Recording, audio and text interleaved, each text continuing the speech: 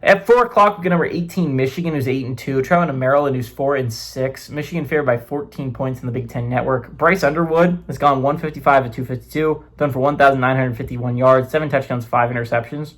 Jordan Marshall's at 143 carries for 871 yards and 10 touchdowns, and Andrew Marsh has had 37 catches for 565 yards and 2 touchdowns. Malik Washington for the Terrapins gone 216 to 373, thrown for 2,294 yards, 13 touchdowns, 7 interceptions. DeJuan Williams had 111 carries for 409 yards and 2 touchdowns, and Shalik Knotts had 32 catches for 496 yards and 5 touchdowns.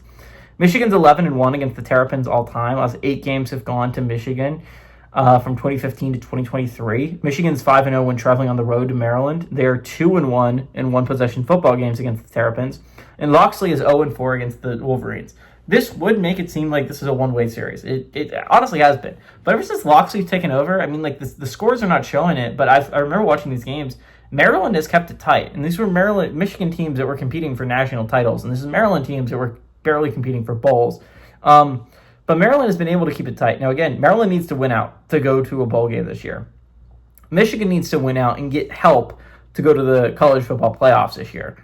Again, you have an excellent opportunity to get the best win of the season. Realistically speaking, probably maybe the best win of the season. It wouldn't be the best win of the season, more than likely, but it could be one of the top 3 wins of the season, which is a win against Ohio State at home. That would just be such a massive win for the Wolverines. That would put them in such a great spot to go to the college football playoffs. But the problem is they still lose tiebreakers to USC. Now, again, if you're Michigan, a USC loss this week would hit like crack. Like a USC loss, you immediately get rid of this tiebreaker thing that is really holding down the Wolverines.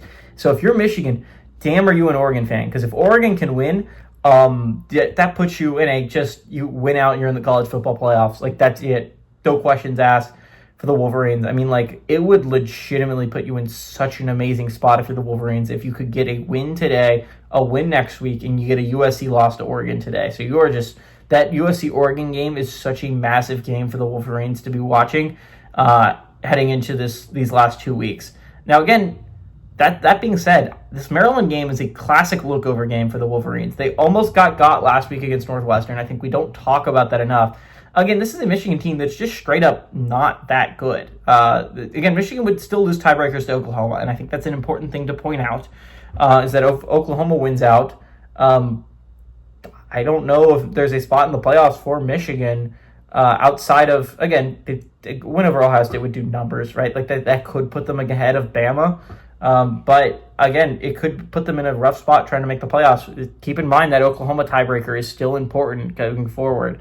That being said, I think this is a classic look-ahead game heading into such a massive game against Ohio State.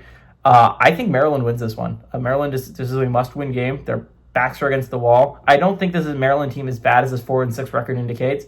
This is a classic look ahead for Michigan. Maryland has given Michigan problems ever since Locksley's been taken over as head coach.